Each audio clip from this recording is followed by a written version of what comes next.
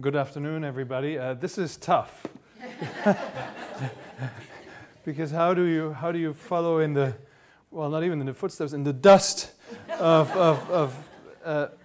Betty McCoby? I'm merely in the business of talking about other people's work, really, if I think of it. You're in the business of changing people's lives on the front line every day. Hundreds, thousands of girls over the years. I think we need more Betty McCobys, if I may say so. And that was really inspirational and very, very uplifting. Well, I'm the community director of Virgin Unite, and in that role, my main job is to start conversations with people about our work and about how we can mobilize business as a force for good, both the Virgin businesses, but also the many other partners, the businesses that we encounter along the way. It's a long journey. I've been doing this job for not such a long time, for about 6 months. And before that, as you just heard, I was with the United Nations for about 10 years. So I was looking at today's event, and I thought, well, I can go into a long presentation and talk about the work that we do, the work that I used to do, and sort of get lost in the details of that, which makes actually for quite dull presentations at times. So I wanted to do something different. In a true Virgin spirit, be a little bit disruptive and turn things upside down. So I thought, why don't I focus on a few things that I've learned over the years, a few lessons that I've learned working with the United Nations, but also working with Virgin Unite and the Virgin businesses. So in the time that we have, and I see it's only 8 minutes left, I'm just going to take you through a few things that I think are important and perhaps tell us a little bit about the bigger picture. So first of all, I think when we talk about business as a force for good, corporate sustainability, all these issues that all come together, and all these buzzwords that we frequently hear, my first thought was, well, it's certainly been a long journey on this path. If we go back into the 1990s, people weren't really talking about social innovation, social enterprise. People weren't really talking about business as a force for good. Many of the conversations playing out at the time were rather about business as a root of evil. And I think that was much of the impetus behind what we now know as the corporate responsibility or corporate sustainability movement, driven by scandals, corporate scandals around the world, triggering massive movements and protests, the anti-globalization movement of the 1990s, and perhaps then also by extension a few years ago in the wake of the financial crisis, the Occupy Wall Street movement. So we were really talking about ways in which businesses needed to be more responsible, reduce their footprint, minimize negative impacts, and very little about social enterprise, business as a force for good. And that conversation has shifted. Also the tone of the conversation has shifted, because we used to talk about these issues in a very, very confrontational climate where you had NGOs on one side trying to fight and stand up for the rights of people, for the environment, and in a very confrontational stance. On the other side was business, often not very willing to engage in any kind of meaningful conversation. And much of the debate was driven by the moral and ethical case for doing the right thing. And that has shifted significantly over the years. The moral case remains as valid as ever. I think for a lot of us, this is why we're doing what we do. But what has changed is that more and more businesses are beginning to understand that there's a very strong and a very compelling case for being a responsible business. That there is a way that you can reconcile being a responsible, a sustainable business with your own profit intentions.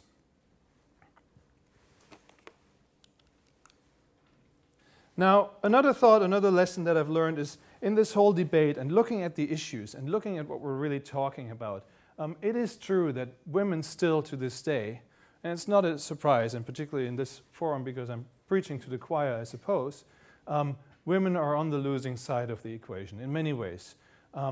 on the ground in many of the issues that we're facing. This is a photo from the recent factory collapse in Bangladesh, a woman looking for a loved one, presumably dead, buried in the rubble. And we know that of the roughly 1,200 plus people that perished in that tragedy, the vast majority were women workers. We also know that some of the bigger issues that we're trying to tackle, climate change, for example, disproportionately affects women. When we talk about climate poverty nowadays, Mary Robinson is very outspoken about climate justice. You'll hear that women, for example, that are in subsistence farming and through temperature changes, through desertification, loss of biodiversity, are disproportionately disadvantaged and pushed out of the few economic opportunities that they have. But we don't even have to go down to the ground to those issues. We don't even have to go to the developing world to see that women are still on the losing side. A few months ago, or about a year ago when I was still with the UN, I was looking into some figures about board representation of women in the developed world.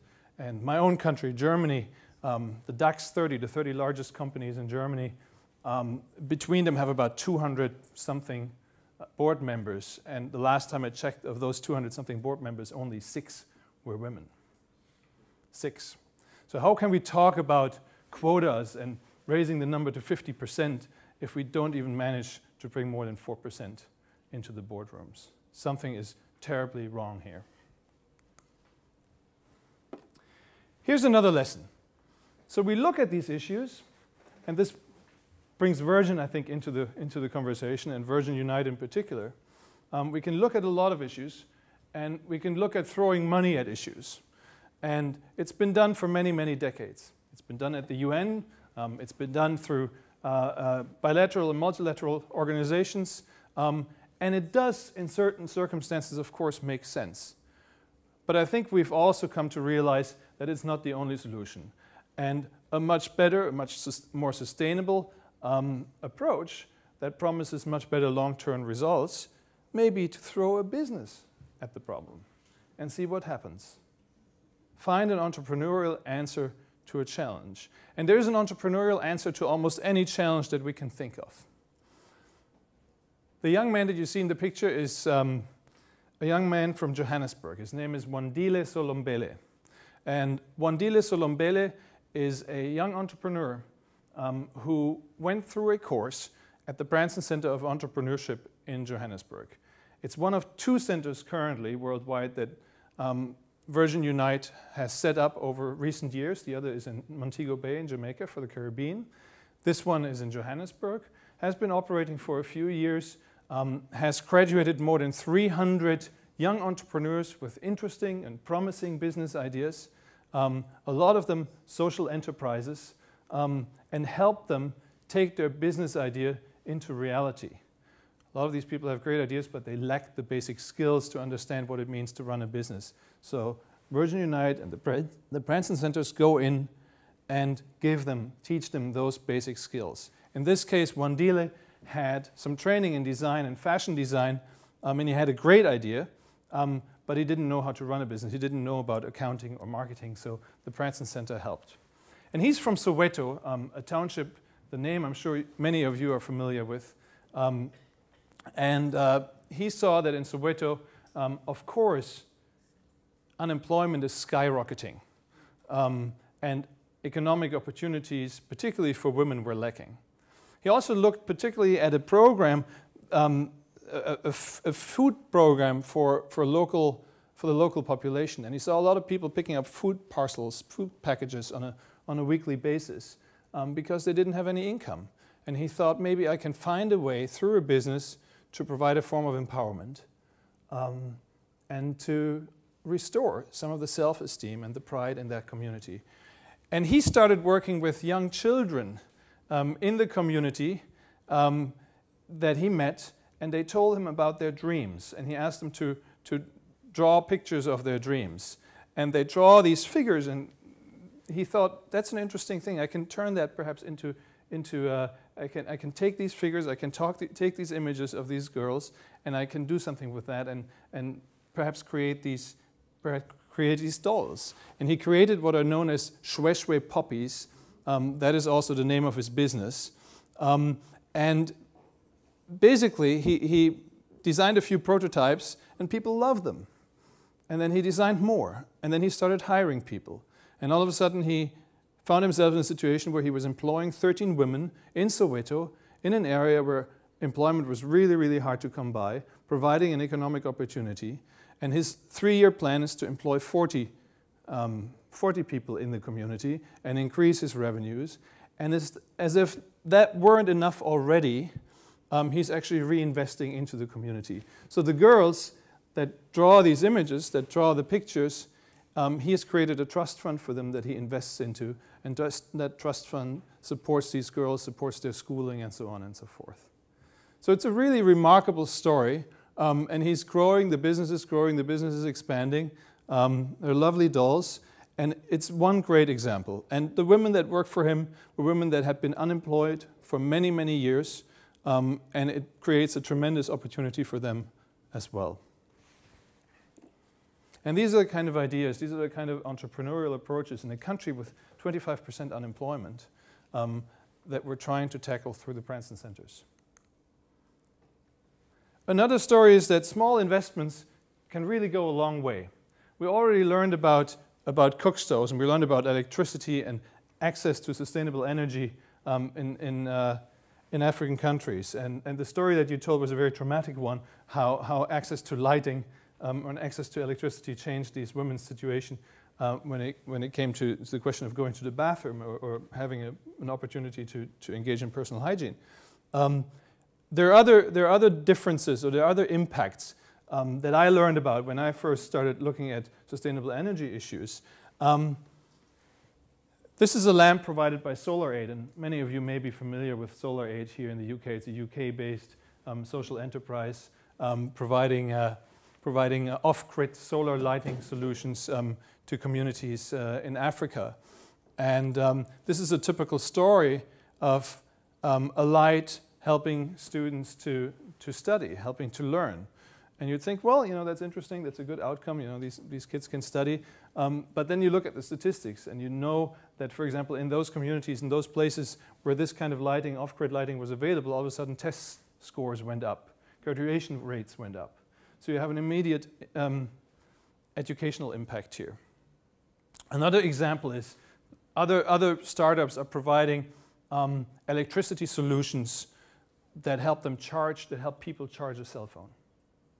And that's perhaps a classic example, because this cell phone not only means that you can talk to people, friends and family, but it is a huge force for the economic empowerment of women in rural communities, because it is the difference between having to walk 10 miles in the morning with the few products that you may have produced in your garden, taking them to the market, and then finding out, and it's a gamble, whether or not anyone will actually buy these products, whether there is demand on that given day. And if there's not, then you take these products on your back and you walk back 10 miles. That's hours and hours of walking, hours that could be spent in a much different way, much more productively. So now with a cell phone, and cell phones are, of course, ubiquitous in these communities, even where a lot of other things are missing, with a cell phone you can make a call and you can see if there will be demand on the market. You can arrange you can inquire about your demand, you can plan better, and then you can spend, and these women often do, spend these hours in a different way, perhaps by studying, educating themselves to move ahead in their lives, or perhaps by running another business.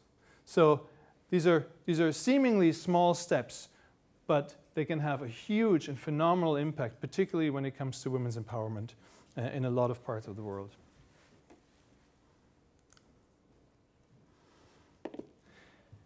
And as much as I want to sort of bang the drum for business and for entrepreneurial solutions to global issues, when it comes to some of the bigger pictures, business is still not the only solution.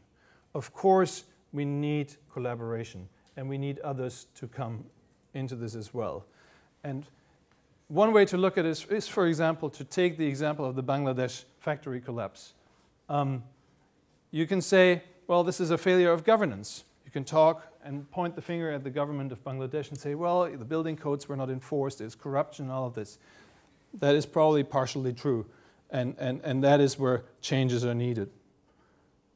You can look at the businesses and you can say, well, you know, the businesses are operating with such small profit margins and there's greed all the way from the big multinationals that are sourcing from these businesses down to the small supplier that is then forced to cut costs in some way.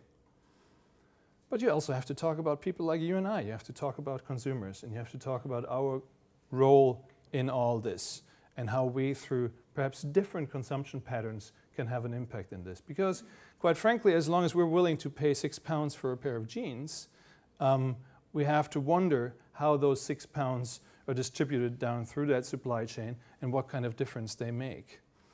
So these are all considerations to be taken into account, and you can apply these things to many, many different issues. But I think one of the biggest lessons learned is we need business to be a force for good. We need, in many cases, better governance and governments to step up to the plate and A, enforce the regulation, create good regulation and enforce it, and B, also create the enabling environments that allow businesses to flourish, which is another big issue. And we need people like you and I, consumers, those of us that steer the success of businesses through our purchasing decisions, to look at the services and products that we buy and perhaps start asking more questions about it and be more aware of it. And then, I want to just close and thank you all. Virgin Unite, as I said, we're trying to be a force for good in the world. We're trying to promote business as a force for good in the world. We're doing this through the Branson Centers.